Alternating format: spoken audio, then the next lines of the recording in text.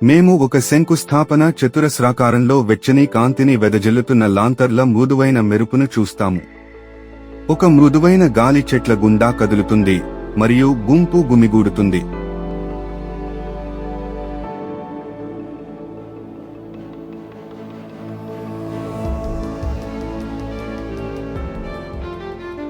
కొండల మధ్య ఉన్న ప్రశాంతమైన పట్టణంలో ఒక వృద్ధ సంగీతకారుడు ప్రతిరోజూ సాయంత్రం దీపస్తంభం క్రింద కూర్చునేవాడు. అతని వయోలిన్ అరిగిపోయిన మరియు వాతావరణం చెప్పని కథల జీవితకాలాన్ని కలిగి ఉన్నట్లు అనిపించింది. నగరవాసులు గుమిగూడారు. వారి ముఖాలు లాంతర్ల మెరుపుతో ప్రకాశిస్తాయి. శబ్దం ద్వారా కాదు, కానీ వారు పేరు పెట్టలేని ఏదో ఉనికిని కలిగి ఉన్నారు.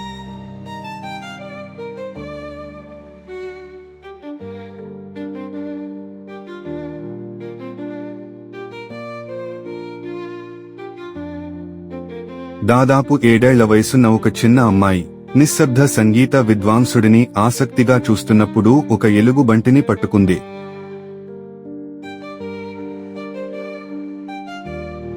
ఆమె తల్లి ఆమె భుజంపై చేయి వేసింది, కాని పిల్లవాడు ముందుకు అడుగులు వేస్తుంది.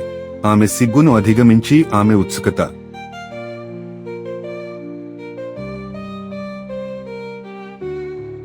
గుంపులో ఒక పిల్లవాడు. ఆమె ప్రపంచం ఇప్పటికీ ఆశ్చర్యంతో తాజాగా ఉంది. అనుభూతి చెందడానికి కళ్ళు మూసుకున్న పెద్దలలా కాకుండా ఆమె విశాలమైన, ప్రశ్నించే కళ్లతో చూసింది. చిన్న అమ్మాయి సంగీతకారుడిని అడుగుతుంది, మిస్టర్, ఎవరూ సంగీతం వినకపోతే మీరు ఎందుకు ఆడతారు? గుంపు కొద్దిగా మారుతుంది. కొందరు నవ్వుతున్నారు, మరికొందరు పిల్లల ప్రశ్న గురించి ఆసక్తిగా ఉన్నారు.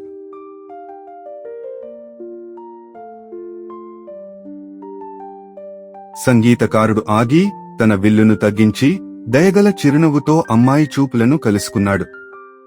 సంగీతకారుడు వెచ్చదనంతో సమాధానం ఇస్తాడు, ఆహ్, అయితే సంగీతం వినబడలేదని ఎవరు చెప్పారు? దగ్గరగా రండి, నేను మీకు చూపిస్తాను.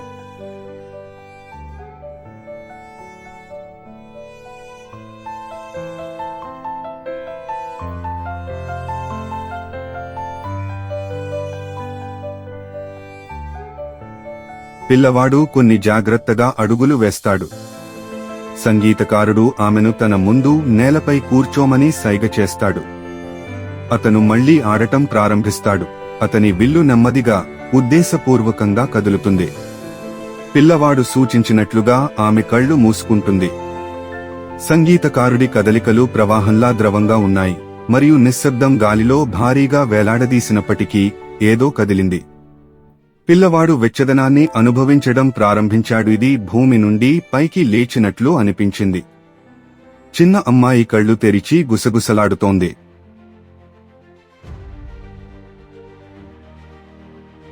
నేను విన్నానని అనుకుంటున్నాను, కానీ అది సంగీతం కాదు, అది జ్ఞాపకాలు. సంగీతకారుడి చిరునవ్వు విస్తరిస్తుంది. అతని కళ్ళు జ్ఞానంతో ముడుచుకుంటాయి. సంగీతకారుడు ఇలా అంటాడు, సరిగ్గా.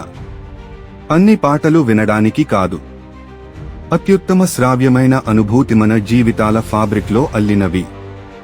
అవి మనకు ప్రేమ, ఆశ మరియు జీవితాన్ని అర్థవంతం చేసే అన్ని విషయాలను గుర్తుచేస్తాయి.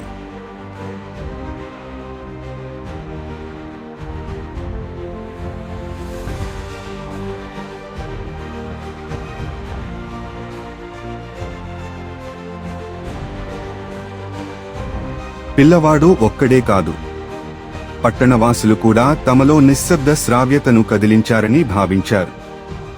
ఇది వారి స్వంత మేకింగ్ పాట జ్ఞాపకాలు, కలలు మరియు దీర్ఘకాలంగా మరచిపోయిన భావోద్వేగాల సింఫోనీ. పిల్లవాడు తన తల్లి వద్దకు తిరిగి వస్తాడు. ఆమెను దగ్గరగా కౌగిలించుకుంటుంది. సంగీతకారుడు వాయించడం కొనసాగిస్తున్నాడు. అతని ముఖం నిర్మలంగా ఉంది.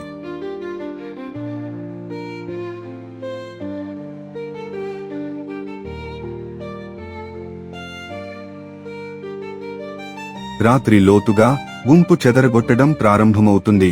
వారి ముఖాలు కొత్త ప్రశాంతతతో వెలిగిపోతాయి. పిల్లవాడు సంగీత విద్వాంసుని వైపు తిప్పాడు. అతను తిరిగి మెల్లగా నవ్వాడు. ఆ సాయంత్రం పిల్లవాడు లోతైన విషయం నేర్చుకున్నాడు. నిజమైన అందం ఎల్లప్పుడూ ప్రకాశించదు మరియు నిజమైన సంగీతం ఎల్లప్పుడూ ధ్వనించదు. కొన్నిసార్లు అత్యంత శక్తివంతమైన మెలోడీలు గుండె యొక్క నిశ్శబ్ద గదులలో ప్లే అవుతాయి.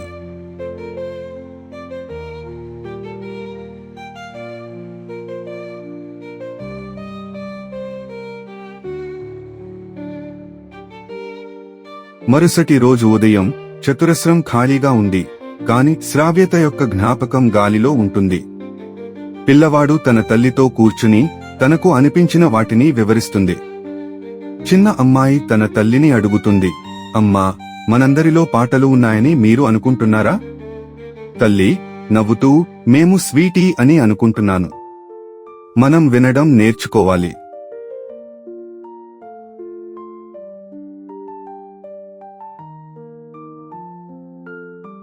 కాబట్టి నిశ్శబ్ద శ్రావ్యత చతురస్రాకారంలో కాదు, వారి హృదయాలలో, జీవితంలో చాలా అందమైన విషయాలు తరచుగా మనం చూడలేము లేదా వినలేము, కాని అనుభూతి చెందుతామని గుర్తుచేస్తుంది. నేర్చుకోవలసిన పాఠం: జీవితంలో అందం అంతా చూడడానికి లేదా వినడానికి ఉద్దేశించినది కాదని కథ మనకు బోధిస్తుంది. దానిలో కొంత అనుభూతి చెందడానికి ఉద్దేశించబడింది. నిజమైన కనెక్షన్, ప్రేమ మరియు అర్థం తరచుగా మనలోని నిశ్శబ్ద ప్రదేశాలలో ఉంటాయి.